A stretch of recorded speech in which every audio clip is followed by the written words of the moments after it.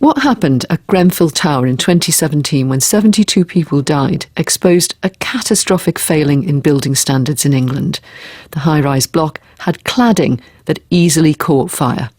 The government's promised to make sure it can never happen again. And this afternoon, ministers and officials will be giving more details about new laws to drive up building quality and safety. The failures have been big, and so will the changes be. And while the changes are being thrashed out, more than 1 million people who've bought flats with this Grenfell-type dangerous cladding can't sell them, can't remortgage them, or even rent them out. One of our listeners, Rhiannon Creasy, is in that situation. She's buying a 2/3 share in a flat in North London from the Newland Housing Trust. The first time I found out there was a problem with the cladding was about this time last year. So of the 5 blocks of flats on my street, only the 2 affordable housing blocks of flats failed. The other 3 privately owned blocks of flats passed their fire and safety inspection without any issues. However, we do know the reason why my block of flats failed was because of issues not actually with the cladding itself, but with the insulation behind it. The construction company who built your flats is the Kier Group. What have they told you? We have no communication with the construction company directly. All our communication is through Newlon.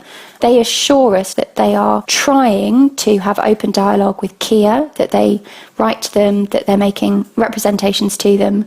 But Kier at this time has not responded with their position on the nature of the faults and who is liable for those issues. So it leaves us utterly trapped.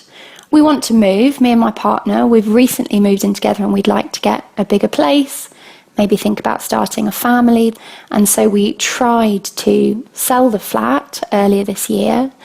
Someone actually was interested in buying it, but once they learned about the fire safety issues, the offer fell through.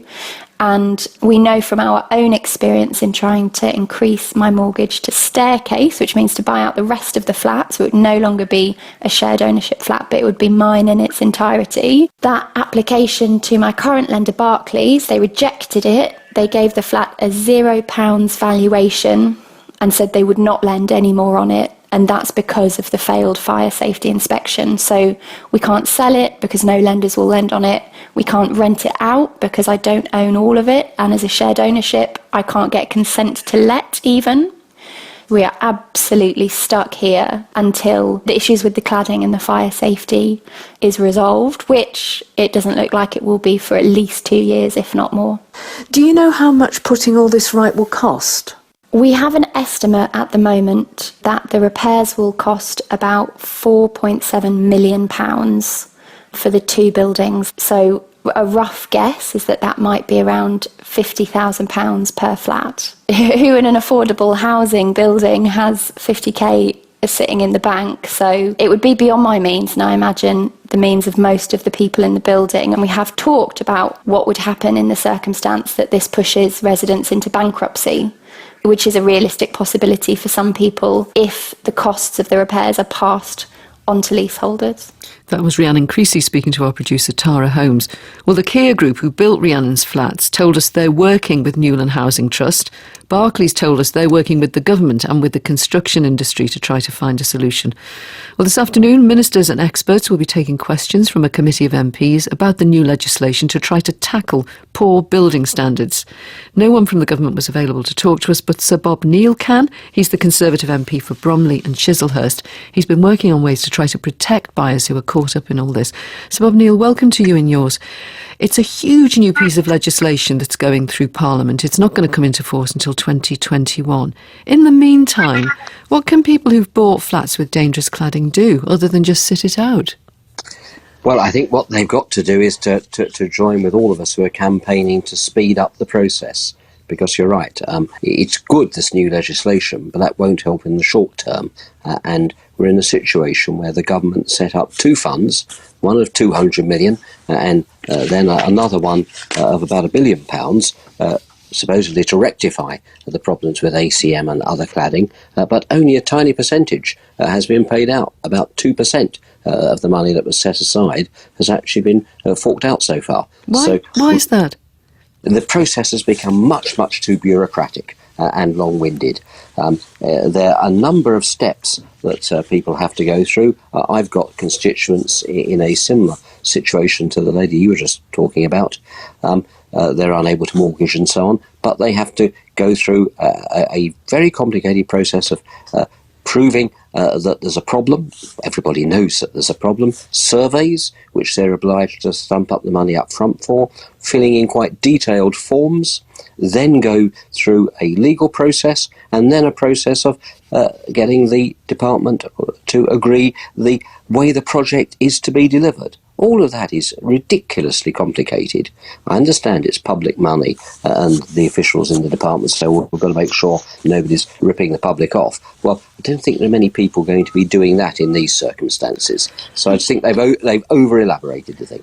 And how will these new laws that are currently being discussed in Parliament and will be discussed this afternoon, how are they going to protect people from these kind of catastrophic failings in building standards regulation that led to the Grenfell fire, that have led to more than 1 million people living in flats with dangerous cladding on them still?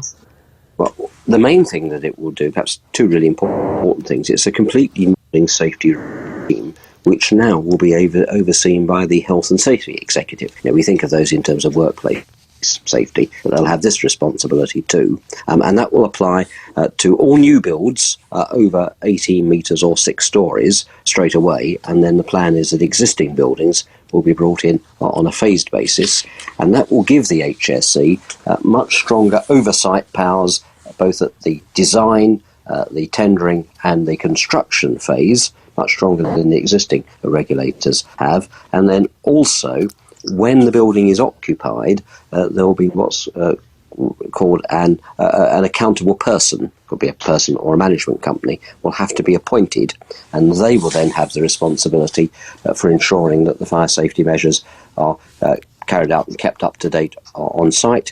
That will have to be registered with a new regulator, and the enforcement powers will be a lot stronger. So all of that is good. It actually goes farther than Dame Judith Hackett's review did last year. But that's not helping those people that we've been talking about in the interim. All of this has been pushed out of the headlines, rather, hasn't it, by what's happening with COVID? If you had to put a time frame on it, how long do you think people like Rhiannon are going to have to wait? Well, if we carry on at this rate, it could be well into a year or more. But the irony is, everybody is supposed to get their bids in by March of next year. And if people don't manage it by March, then of course they could drop out because they'll be out of time. That's their bids into this fund. It bids into this fund, exactly. So they've got to get they've really got to get moving, and they can't keep on passing blame on very stressed building occupants who are often caught between the deep blue sea of the bureaucracy of this process, of the fire authorities having to impose enforcement orders on them for public protection. Then, as you also know, I'm sure, Winifred, very often the owners of the freeholds, quite often property investment companies or property trusts, frequently overseas owners, who really have played, I think, a pretty morally hard, unacceptable view in just saying, well, tough luck, we're entitled under our freehold and lease arrangements to reclaim any costs off of you, the occupiers of the flats, who can't raise any money for all the reasons we've just heard. Sir Bob Neill, thank you for coming on. Obviously, this is a problem we're going to be coming back to.